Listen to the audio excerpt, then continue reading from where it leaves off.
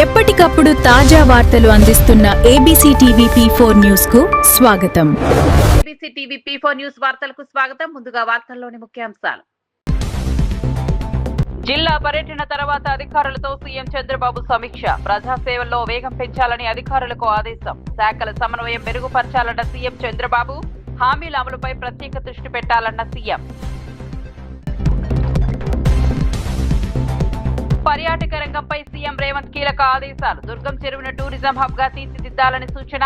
వికారాబాద్ ను పర్యాటక కేంద్రంగా అభివృద్ధి చేయాలన్న సీఎం. గ్లోబల్ సమ్మిట్ ఏర్పాట్లు వేగవంతం చేయాలన్న రేవంత్. హైడ్రా చర్యలపై కాంగ్రెస్ ను ప్రశ్నించిన రామచందర్. ఎంఐఎం అక్రమ నిర్మాణాలపై ఎందుకు మౌనమని ప్రశ్న. హైడ్రా చర్యల్లో వివక్ష వద్దన్న బీజేపీ నేత. చట్టం అందరికీ సమానంగా అమలు కావాలన్న రామచందర్. వెంకయ్య నాయుడు విలువల రాజకీయాలకు ఆదర్శమన్న ఆనం. యువ నాయకులకు వెంకయ్య స్ఫూర్తి కావాలన్న మంత్రి.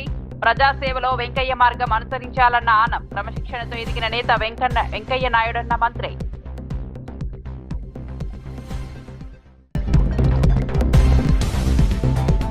హమాలీలకు అండగా ఉంటామని హామీ ఇచ్చిన కేటీఆర్. కేసీఆర్ ను మళ్లీ సీఎం చేయాలని కార్యకర్తలకు కేటీఆర్ పిలుపు. కార్మికుల సంక్షేమమే బీఆర్ఎస్ లక్ష్యమన్న కేటీఆర్. హమాలీల రుణం తీర్చుకోలేమని వ్యాఖ్య.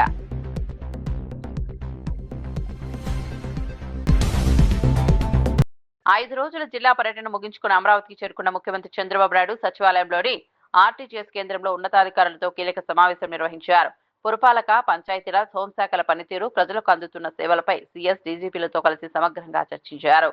జిల్లాల పర్యటనలో ప్రజల నుంచి వచ్చిన వినతులు, స్థానిక సమస్యలు, అభివృద్ధి పనుల పురోగతిపై అధికారుల నుంచి వివరాలు అడిగి తెలుసుకున్నారు. ప్రజాసేవలో వేగం, పారదర్శకత పెంచాలని సూచించారు. ప్రభుత్వ శాఖల మధ్య సమన్వయం మెరుగుపరచాలని, ప్రజలకు ఇబ్బందులు కలగకుండా సేవలు అందించాలని అధికారులకు ఆదేశించారు. సాంకేతిక పరిజ్ఞానాన్ని వినియోగించి పాలనను మరింత సమర్థవంతంగా మార్చాలని సూచించారు. ప్రజలకు ఇచ్చిన హామీల అమలుపై ప్రత్యేక దృష్టి పెట్టాలని, ప్రతి శాఖ పనితీరును నిరంతరం పర్యవేక్షించాలని అధికారులకు స్పష్టం చేశారు.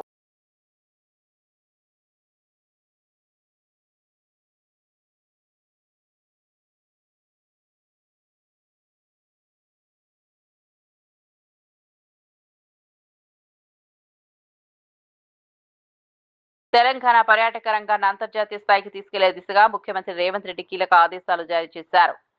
ఎంసీఆర్, హెచ్ఆర్డీ, బోధి పెవిలియన్లో ఉన్నతాధికారులతో నిర్వహించిన సమీక్షా సమావేశంలో పర్యాటక రంగ అభివృద్ధిపై విస్తృతంగా చర్చించారు. తారామతి, బారాదరిని ప్రముఖ పర్యాటక కేంద్రంగా తీర్చిదిద్దాలని, దుర్గం చెరువును పూర్తిస్థాయి టూరిజం హబ్ గా అభివృద్ధి చేయాలని సూచించారు.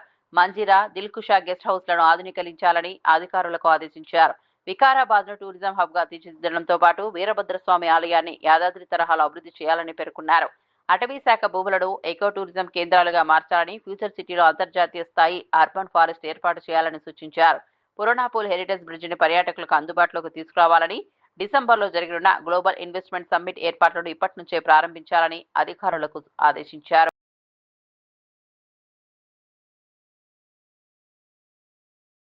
విద్యలో రాణించడంతో పాటు క్రీడలు, సాంస్కృతిక కార్యక్రమాల్లో కూడా చురుగ్గా పాల్గొనాలని మాజీ మంత్రి సనత్ నగర్ ఎమ్మెల్యే తలసాని శ్రీనివాస్ యాదవ్ సూచించారు. హైదరాబాద్ అమీర్పేట్లోని దరంకరం రోడ్లో ఉన్న మున్సిపల్ గ్రౌండ్ లో తన సోదరుడు తలసాని శంకర్ యాదవ్ 2వ స్మారక క్రికెట్ టోర్నమెంట్ ను ఆయన ప్రారంభించారు. కార్యక్రమం ప్రారంభానికి ముందు శంకర్ యాదవ్ చిత్రపటానికి పూలమాలలు వేసి నివాళులర్పించారు. అనంతరం స్వయంగా బ్యాట్ పట్టి విద్యార్థులతో కలిసి క్రికెట్ ఆడుతూ వారిలో ఉత్సాహాన్ని నింపారు. ఈ సందర్భంగా మాట్లాడుతూ చదువు ఒక్కటే కాకుండా శారీరక దృఢత్వం, క్రమశిక్షణ, జట్టు స్ఫూర్తి పొందేందుకు క్రీడలు ఎంతో అవసరమన్నారు. యువతకు అన్ని రంగాల్లో అవకాశాలు లభించాలంటే క్రీడలను ప్రోత్సహించాల్సిన అవసరం ఉందని పేర్కొన్నారు. టోర్నమెంట్ లో పాల్గొంటున్న జట్ల వివరాలు అందిస్తే క్రికెట్ కిట్లు అందజేస్తామని హామీ ఇచ్చారు. 3 రోజుల పాటు జరిగే ఈ టోర్నమెంట్ లో సుమారు 100 జట్లు పాల్గొంటున్నట్లు నిర్వాహకులు తెలిపారు. కార్యక్రమంలో మాజీ కార్పొరేటర్ నామన శేషకుమారి, బీఆర్ఎస్ నాయకులు, స్థానిక ప్రజాప్రతినిధులు, క్రీడాకారులు, విద్యార్థులు పెద్ద సంఖ్యలో పాల్గొన్నారు.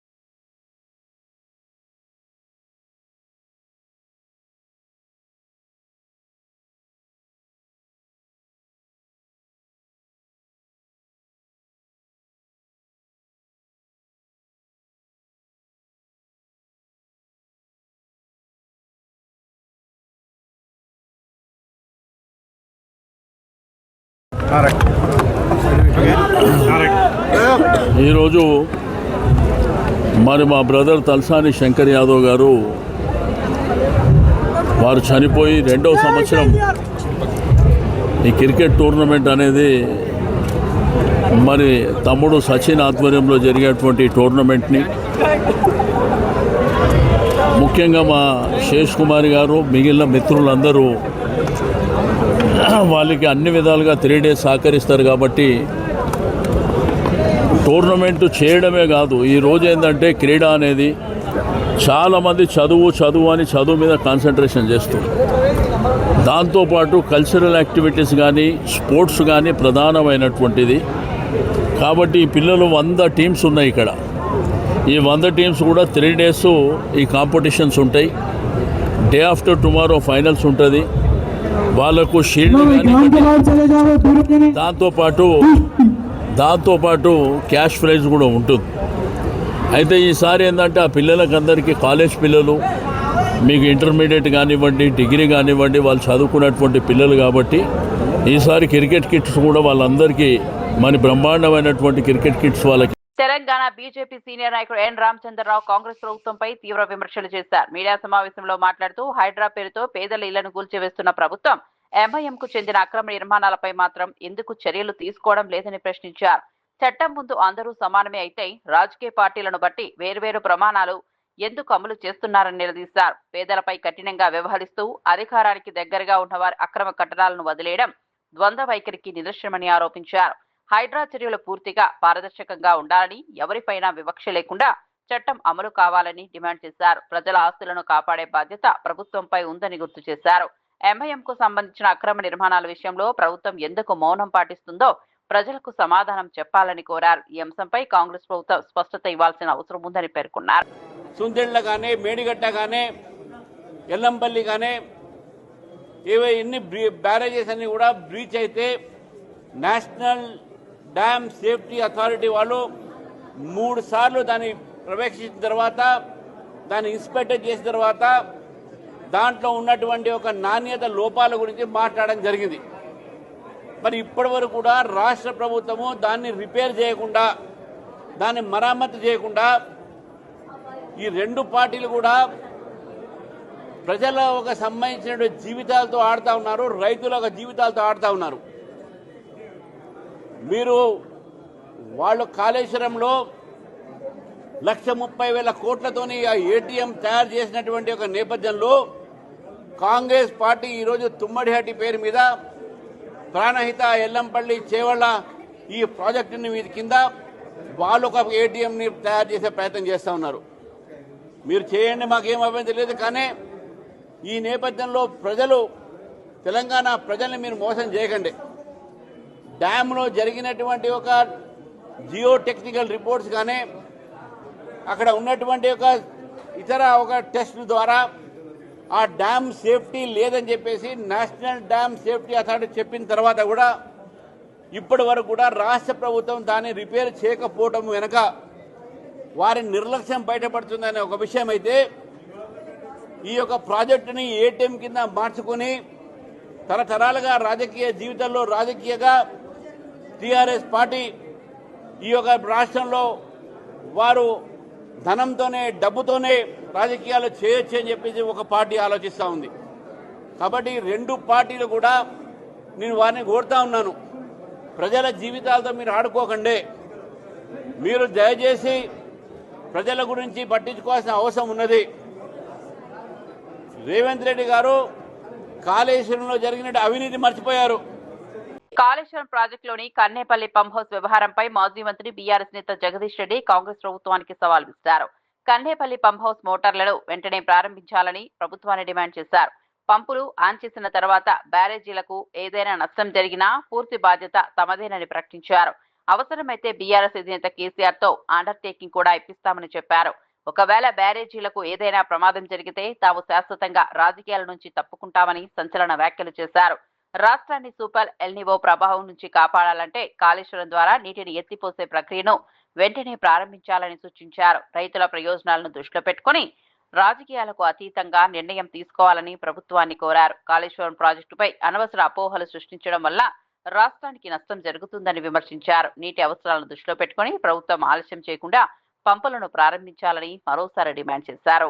గంటకంటే ఎక్కువ వరద పోదు, 2 పోతే కూడా అర్థమైందా? పోవు. నేను ఇంకోటి చెప్తున్నాను, పోవడానికి స్కోపే లేదు.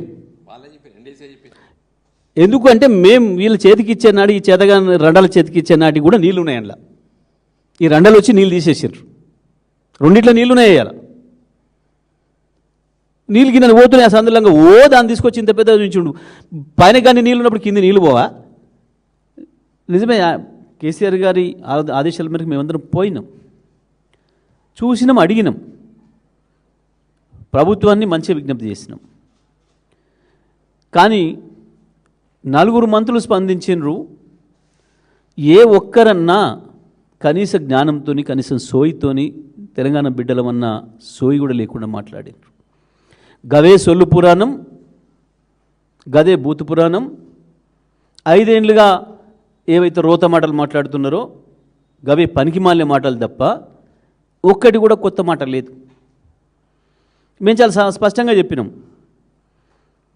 మీరు ఏందో కేసులు, కమిషన్లు, మీ ముండ కమిషన్లు వేసుకోండి, నడుపుకోండి, మాకు అభ్యంతరం లేదు. కానీ తెలంగాణ రైతులకు శిక్ష వేస్తామంటే చేయని పాపానికి ఇది కరెక్ట్ కాదు అనే మాట చెప్పినాం. నిజమే, ఇంకెన్ని రోజులు పడతారా పాత రోతపాట? 1,00,000 కోట్ల అవినీతి, మీ బొంద అవినీతి. 1,00,000 రూపాయలు కాదు, 10 రూపాయల అవినీతిని కూడా తీయలేకపోయినారు. 2.5 ఏళ్ళు అయిపోయింది, 3 ఏళ్ళకి వచ్చింది. మీరు వేసిన కమిషన్నే కోర్టు చెత్తపుట్టలో పడేసింది, దాని నివేదికని. అది బంద్ చేయండి. మేము ఒకటే సూటిగా అడుగుతున్నాం, కన్నెపల్లి పంప్ హౌజ్ను ప్రారంభం చేస్తే నీళ్లు మొత్తం తెలంగాణలో 7 జిల్లాలకు బ్రహ్మాండంగా నీళ్ళు ఇవ్వచ్చు, సస్యశ్యామలం చేయొచ్చు. ఆ సూపర్ ఎల్నినో ప్రమాదం నుంచి తెలంగాణ రైతాంగాన్ని రక్షించుకోవచ్చు. కేసీఆర్ గారు ఆ ప్రాజెక్ట్ కట్టిందే దీని కొరకు. కేసీఆర్ గారు కాళేశ్వరం ప్రాజెక్టుని కట్టిందే ఈ కరువు పరిస్థితులు వచ్చినప్పుడు రక్షించుకోవడానికి, ప్రజల్ని కాపాడుకోవడానికి, రైతాంగాన్ని కాపాడుకోవడానికి, తెలంగాణ భూముల్ని కరువు కోడల నుంచి బయట పడించుకోవడం కొరకు. ఇవాళ దాని అవసరం తప్పకుండా ఉన్నది. ఇవాళ నిజామాబాద్ కావచ్చు, కరీంనగర్ కావచ్చు, వరంగల్ కావచ్చు, నల్గొండ కావచ్చు, మెదక్ కావచ్చు, గతంలో ఎన్నడూ చుక్కను ఇది చూడని ప్రాంతాలు. మెదక్ జిల్లా కావచ్చు, నల్గొండ జిల్లాలోని ఆలేరు, భువనగిరిలు, సూర్యాపేట, తుంగతుర్తి, కోదాడ నియోజకవర్గాలు కావచ్చు, కరీంనగర్లో కూడా అనేక ప్రాంతాలు. తెలంగాణ రవాణా శాఖ మంత్రి పొన్నం ప్రభాకర్ అయోధ్య రామ మందిరం విరాళాల వ్యవహారంపై బీజేపీ తన వైఖరిని స్పష్టం చేయాలని డిమాండ్ చేశారు. సిద్దిపేట జిల్లా హుస్నాబాద్ మండలం జల్లగడ్డ గ్రామంలో నిర్వహించిన మీడియా సమావేశంలో ఆయన మాట్లాడుతూ, రామ మందిరం విరాళాల నిర్వహణపై వస్తున్న ఆరోపణలపై ప్రజలకు బీజేపీ సమాధానం చెప్పాల్సిన బాధ్యత ఉందన్నారు. ఏవైనా అవకతవకలు జరిగినట్లు తేలితే ప్రజలకు బహిరంగ క్షమాపణ చెప్పాలని సూచించారు. ఇప్పటికే అయోధ్య ప్రజలు లోక్సభ ఎన్నికల్లో బీజేపీ అభ్యర్థిని ఒప్పించడం ద్వారా తమ అసంతృప్తిని వ్యక్తం చేశారని వ్యాఖ్యానించారు. భక్తుల విశ్వాసాలకు సంబంధించిన అంశాల్లో పూర్తి పారదర్శకత ఉండాలని మంత్రి పేర్కొన్నారు. ఆలయాల పేరుతో రాజకీయాలు చేయకుండా ప్రజల సందేహాలను నివృత్తి చేయాలని అన్నారు. ప్రస్తుతం దేశవ్యాప్తంగా ఈ అంశంపై రాజకీయ చర్చ కొనసాగుతోందని, బీజేపీ దీనిపై స్పష్టమైన వివరణ ఇవ్వాలని డిమాండ్ చేశారు. చెంపపెట్టు లాంటిది. ఎందుకంటే ఏ రాముడిని చూపెట్టి ఇక్కడ వాళ్ళందరూ కూడా రూపాయి అర్ధో వాళ్ళ స్తోమతను బట్టి చందాలు ఇచ్చినటువంటి వాళ్ళమే. ఇలా రాముని పేరు మీద రామ భక్తి కొరకు ఇచ్చినాం.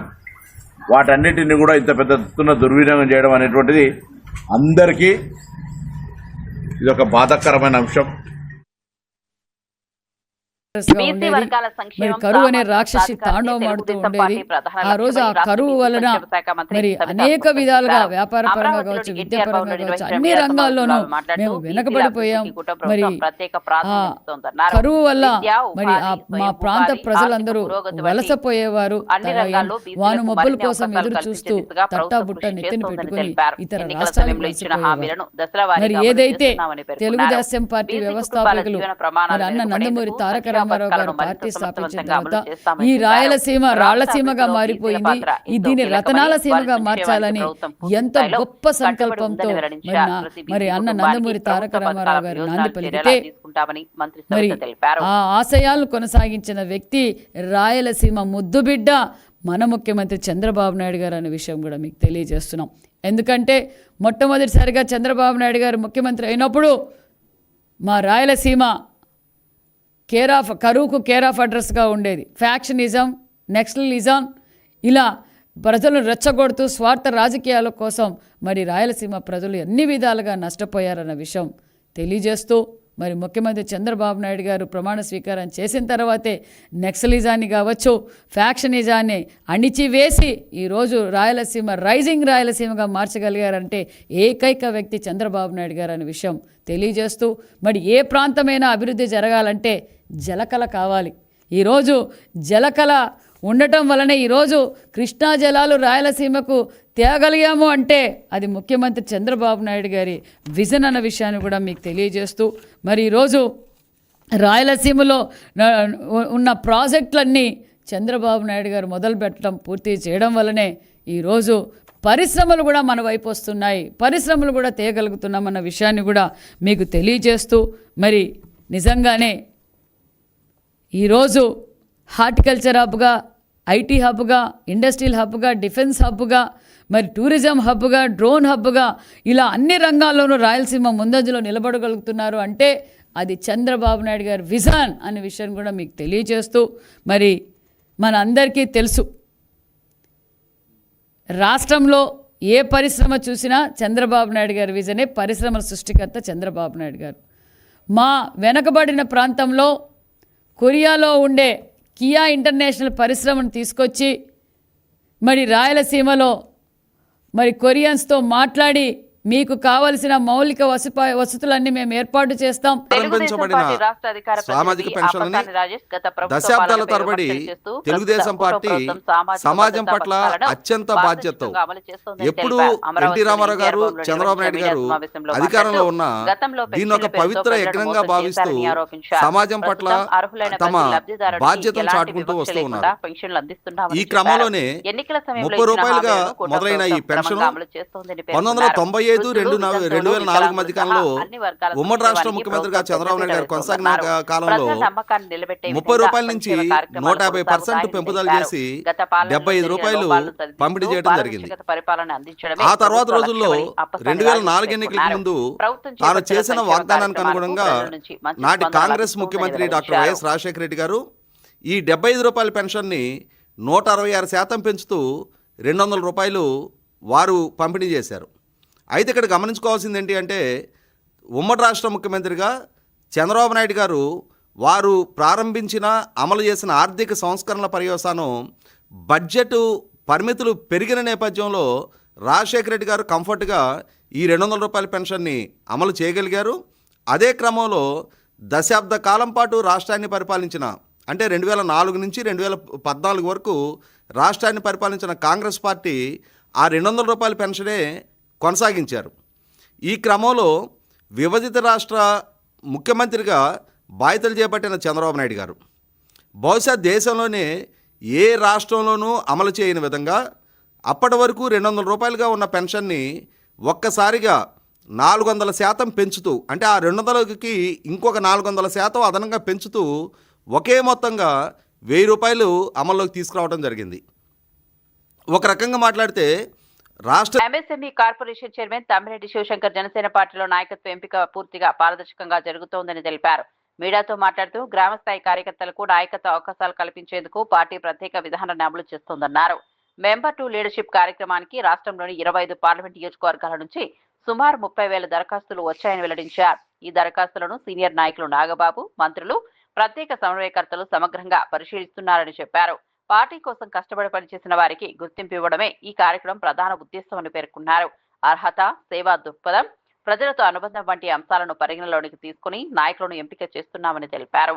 జనసేనలో సామాన్య కార్యకర్త కూడా ఉన్నత స్థానానికి ఎదిగే అవకాశం ఉందని అన్నారు. పార్టీని మరింత బలోపేతం చేసే దిశగా ఈ కార్యక్రమం కీలక పాత్ర పోషిస్తోందని శివశంకర్ వివరించారు. అమలు చేయడం జరిగింది. సుమారు 30,000 మంది దరఖాస్తు చేసుకున్నారు 25 పార్లమెంటరీ నియోజకవర్గంలో కూడా. అనేక విభాగాలు కూడా ఉన్నాయి.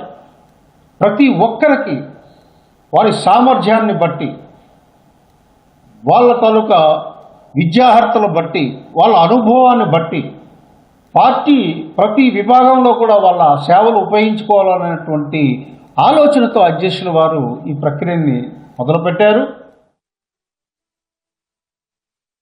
బీఆర్ఎస్ వర్కింగ్ ప్రెసిడెంట్ కేటీఆర్ హమాలీ కార్మికులతో సమావేశమై వారికి అండగా ఉంటామని హామీ ఇచ్చారు. రాష్ట్ర పాలకుడు మంచివాడైతే ప్రజలంతా సంతోషంగా ఉంటారని పేర్కొన్న ఆయన, అధికారం కోల్పోయినా కేసీఆర్ పై ప్రజల ప్రేమ ఏమాత్రం తగ్గలేదన్నారు. కష్టకాలంలో కూడా తమను గుండెల్లో పెట్టుకున్న హమాలీ సోదరుల రుణం ఎప్పటికీ తీర్చుకోలేమని భావోద్వేగంగా వ్యాఖ్యానించారు. కార్మికుల ప్రతి సమస్యను పరిష్కరించే బాధ్యత తమపై ఉందని హామీ ఇచ్చారు. కార్మిక లోకం ఐకమత్యంగా నిలబడి తమ హక్కుల కోసం పోరాడాలని పిలుపునిచ్చారు. మరో 2 ఏళ్లలో కేసీఆర్ ను మళ్లీ ముఖ్యమంత్రిని చేసి తెలంగాణను తిరిగి అభివృద్ధి పథంలో నడిపించాలని కార్యకర్తలకు సూచించారు. బీఆర్ఎస్ ప్రభుత్వం అమలు చేసిన సంక్షేమ కార్యక్రమాల్లో ప్రజలు ఇప్పటికీ గుర్తుంచుకున్నారని పేర్కొన్నారు. కార్మికుల సంక్షేమమే తమ పార్టీ ప్రధాన లక్ష్యమని కేటీఆర్ స్పష్టం చేశారు. అధికారం పోతే పోయింది, కానీ వాళ్ళ కొన్ని వాస్తవాలు మనకు కూడా తెలుస్తా ఉన్నాయి. కుండ వలిగితే వలిగింది కానీ కుక్క బుద్ధి తెలిసిందని ఎవడు మనోడు ఎవడు పగోడు మనకు కూడా అర్థమైతా ఉన్నది. ఎవరైతే ఇవాళ ఈ కష్ట సమయంలో కూడా మనతో నిలబడి ఉన్నారో, 18వ ఆవిర్భావ దినోత్సవం చేసుకుంటున్నాం. మేము హమాలీలం మా గుండెల్లో కేసీఆర్ ను పెట్టుకున్నాం. మీరు రావాలే అని చెప్పి ఇక్కడికి పిలుచుకున్న మా హమాలీ సోదరులకు మీ రుణం తప్పకుండా తీర్చుకుంటా, మీ ప్రతి సమస్య పరిష్కారం చేసే బాధ్యత నేను తీసుకుంటా అని చెప్పి మీకు విజ్ఞప్తి చేస్తా ఉన్నా. సీనన్నకు కూడా నేను చెప్తా ఉన్నా, ఇట్లే గట్టిగా ఉండండి, మిమ్మల్ని చేయగలిగింది ఏమీ లేదు. సరే మా మీద అంటూ 2 కేసులు పెడతాడు, మీ మీద కేసులు పెడితే ఏమవుతుందో ఆయనకు కూడా ఎరికే, ఈ సాఫ్ అవుతుందని తెలుసు. అందుకే మిమ్మల్ని ఎవ్వడు ఏమీ చేయలేడు. ఐకమత్యంగా ఉండండి, గట్టిగా ఉండండి. ఇంకొక 2 ఏళ్లలో తిరిగి కేసీఆర్ గారిని ముఖ్యమంత్రి చేసుకుందాం. బ్రహ్మాండంగా చిన్న చిన్న సమస్యలు ఏమున్నా తప్పకుండా పరిష్కారం చేసుకుందామని చెప్పి మీ అందరికి కూడా తెలియజేస్తూ, మాజీ ఉపరాష్ట్రపతి వెంకయ్యనాయుడిని విలువల రాజకీయాలకు ప్రత్యేకగా రాష్ట్ర మంత్రి ఆనం రామనారాయణ రెడ్డి వివరించారు. నెల్లూరులో జరిగిన కార్యక్రమంలో మాట్లాడుతూ 1983లో ఎమ్మెల్యేగా గెలిచి తర్వాత అసెంబ్లీ సంప్రదాయాలను తెలుసుకునేందుకు వెంకయ్యనాయుడు నివాసానికి వెళ్లిన విషయాన్ని గుర్తు చేసుకున్నారు. వెంకయ్యనాయుడు, జైపాల్ రెడ్డి, ఓంకార్, సమరసింహారెడ్డి వంటి నేతలు అసెంబ్లీలో ఎంతో అర్థవంతంగా మాట్లాడేవారని అన్నారు. ప్రస్తుతం అలాంటి చర్చలు, సమీక్షలు కనిపించడం లేదని ఆవేదన వ్యక్తం చేశారు. సామాన్య కుటుంబంలో జన్మించిన వెంకయ్యనాయుడు క్రమశిక్షణ, అంకితభావంతో దేశ రాజకీయాల్లో అత్యున్నత స్థానానికి ఎదిగారని కొనియాడారు. రాజకీయాల్లో విలువలు, సంస్కారం, ప్రజాసేవకు ఆయన జీవితమే ఆదర్శమని పేర్కొన్నారు. యువ రాజకీయ నాయకులు వెంకయ్యనాయుడు ఆదర్శంగా తీసుకుని ప్రజలకు సేవ చేయాలని మంత్రి ఆనం రామనారాయణ రెడ్డి పిలుపునిచ్చారు. అందరికీ ప్రత్యేక ధన్యవాదాలు. దీపమ్మ మమ్మల్ని అడిగింది శుభాకాంక్షలు చెప్పమని. మేము వెంకయ్యనాయుడు గారితో కలిసిన మా జీవిత చరిత్రలు చెప్పుకున్నాం అందరం. ఇప్పుడు నేను కూడా అదే పని చేయాల్సి వస్తుందేమో అని, అంతా చేస్తే ఒక రకంగా ఉంటుందేమో, చేయకపోతే ఇంకొక రకంగా ఉంటుందేమో అని కొంత అందుకనే దీపమ్మని అడిగా, ఏమ్మా శుభాకాంక్షలేనా, ఏమన్నా సమయం ఉందా అని. అన్న మీకేం లేదు అన్నది. కానీ చాలా కాలాతీతం అవుతూ ఉంది. వెంకయ్యనాయుడు గారితో అనుబంధం విద్యార్థి దశ నుంచే ఉంది. ప్రత్యేకంగా రేపటి తరానికి ఒకవేళ మేము ఏదైనా చెప్పాల్సి వస్తే సందేశం చెప్పాలి తప్ప, ఇక్కడ ఉన్నటువంటి ఆహుతులకి అందరికీ వెంకయ్యనాయుడు గారికి మాకు ఉన్న అనుబంధం, ఆత్మీయత అనేక సందర్భాల్లో విడిపోయినటువంటి పరిస్థితులు అన్నీ కూడా అందరికీ తెలుసు, ప్రత్యేకించి చెప్పాల్సిన అవసరం లేదు. ఆనం వెంకటరెడ్డి గారిని వెంకన్న అని పిలిచేవాడు మన వెంకయ్యనాయుడు గారు. నేను 83లో మొదటిసారి ఎమ్మెల్యే అయినప్పుడు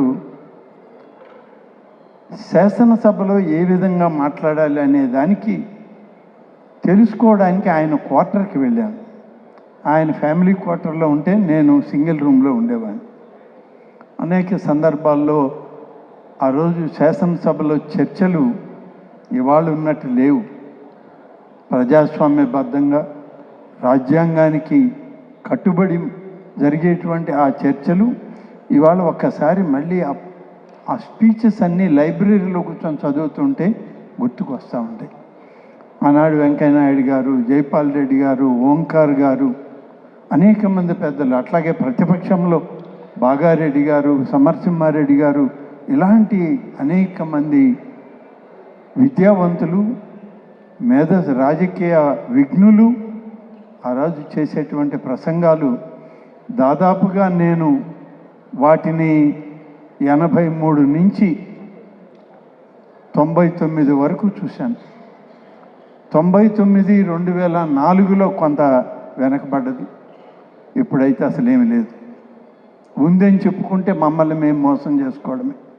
వెంకయ్యనాయుడు గారి దగ్గర మేము ఏదో అభూత కల్పన సృష్టించి శాసనసభ చాలా బాగుందని చెప్పే ప్రయత్నం చేస్తే ఆయనకి మాకన్నా బాగా ఎక్కువ తెలిసి దీని గురించి. కాబట్టి అది కూడా చెప్పలేము. ఇవాళ చర్చలు లేవు, సమీక్షలు లేవు, ఎవరి గురించి మాట్లాడుకునే పరిస్థితి లేదు. ప్రతిపక్షం లేనటువంటి సభల్లో ఉన్నాం ఇవాళ. ప్రతిపక్షం లేకుంటే ప్రజాస్వామ్యం రాదు, మనుగడ సాగించలేదు. ఇటువంటివి అనేక విషయాలు ఉన్నాయి, కానీ ఇది సమయం కాదు. వెంకయ్యనాయుడు గారితో విద్యార్థి రాజకీయాల్లో, ప్రత్యక్ష రాజకీయాల్లో అనేక సందర్భాల్లో కలిసి తిరిగాం. విడిపోయిన సందర్భాలు ఉన్నాయి. విడిపోయిన స్నేహం, అనుబంధం, రాజకీయ ఆలోచన ఎప్పుడు కూడా విభేదం ఎంతలేదు, కలిసే తిరిగేవాళ్ళు. స్వర్గీయ ఎన్టీఆర్ గారి సందర్భంలో కానీ, ఆ తర్వాత వచ్చినటువంటి రాజకీయ మార్పుల్లో, ఈ రాష్ట్రం విడిపోయినటువంటి సందర్భాల్లో కూడా అనేక సార్లు చర్చల్లో పాల్గొని, మాట్లాడుకొని, విశ్లేషించుకొని, సలహాలు సూచనలు తీసుకుంటూ రాజకీయాల్లో ఈరోజు 4.5 దశాబ్దాల రాజకీయ జీవితం.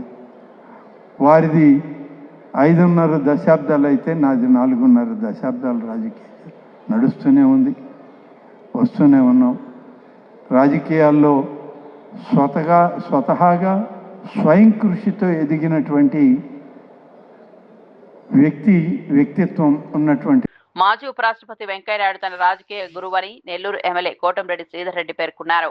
వెంకయ్యనాయుడు జీవిత చరిత్రను స్వయంగా రాసే అవకాశం తనకు రావాలని ఆకాంక్షించారు.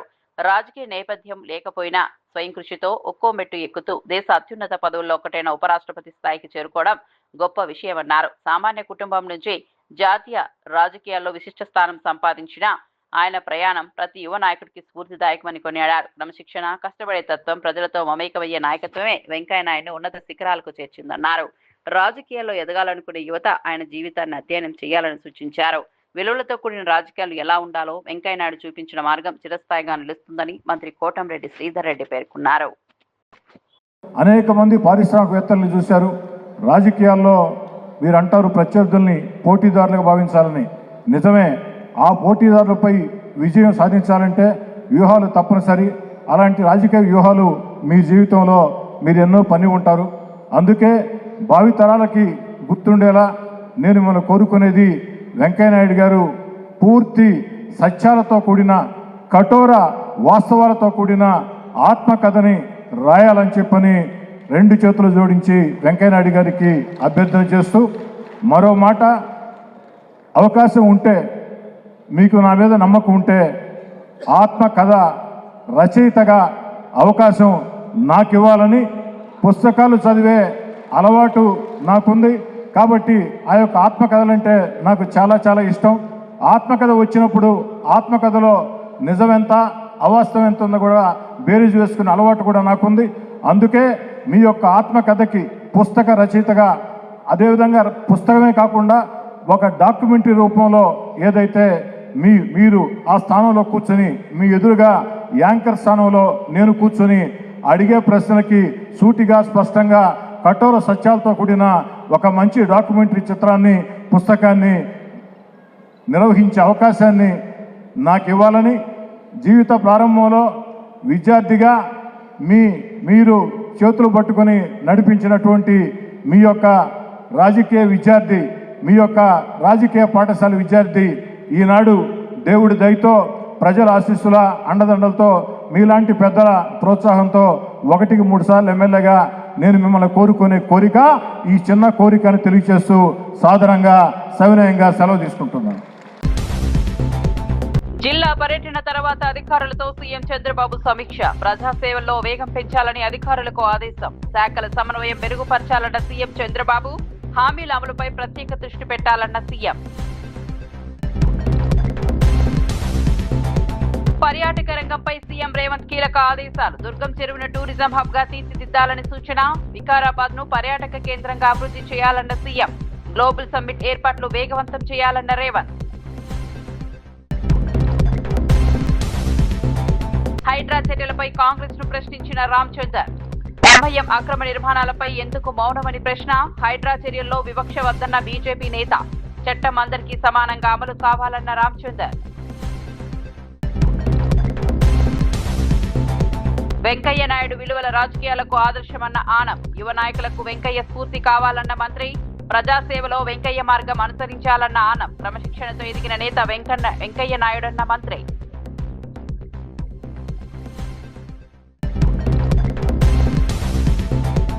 హమాలీలకు అండగా ఉంటామని హామీ ఇచ్చిన కేటీఆర్. కేసీఆర్ ను మళ్లీ సీఎం చేయాలని కార్యకర్తలకు కేటీఆర్ పిలుపు. కార్మికుల సంక్షేమమే బీఆర్ఎస్ లక్ష్యమన్న కేటీఆర్. హమాలీల రుణం తీర్చుకోలేమని వ్యాఖ్య.